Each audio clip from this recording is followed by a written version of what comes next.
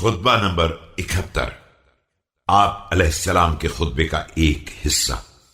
اہل عراق کی مذمت میں۔ بسم اللہ الرحمن الرحیم۔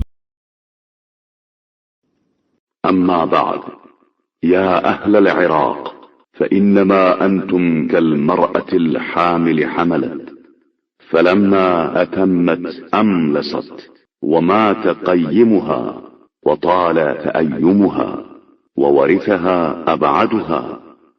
اما بعد، اے اہل عراق، بس تمہاری مثال اس حاملہ عورت کی ہے جو 9 ماہ تک بچے کو شکم میں رکھے اور جب ولادت کا وقت آئے تو ساقط کر دے، اور پھر اس کا شوہر بھی مر جائے اور بیوگی کی مدت بھی طویل ہو جائے کہ قریب کا کوئی وارث نہ رہ جائے اور دور والے وارث ہو جائیں۔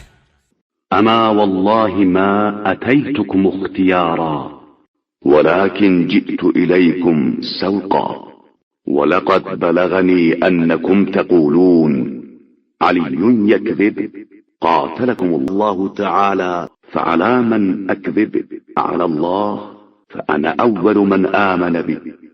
خدا گواہ ہے کہ میں تمہارے پاس اپنے اختیار سے نہیں آیا ہوں بلکہ حالات کے جبر سے آیا ہوں، اور مجھے یہ خبر ملی ہے کہ تم لوگ مجھ پر جھوٹ کا الزام لگاتے ہو۔ خدا تمہیں غارت کرے، میں کس کے خلاف غلط بیانی کروں گا؟ خدا کے خلاف، جبکہ میں سب سے پہلے اس پر ایمان لایا ہوں۔ أم على نبيه فأنا أول من صدقه كلا والله ولكنها لهجة غبتم عنها ولم تكونوا من أهلها ويلمه كيلا بغير ثمن لو كان له وعاء ولتعلمن نبأه بعد حين۔ یا رسول خدا کے خلاف، جبکہ میں نے سب سے پہلے ان کی تصدیق کی ہے؟ ہرگز نہیں، بلکہ یہ بات ایسی تھی جو تمہاری سمجھ سے بالا تر تھی اور تم اس کے اہل نہیں تھے۔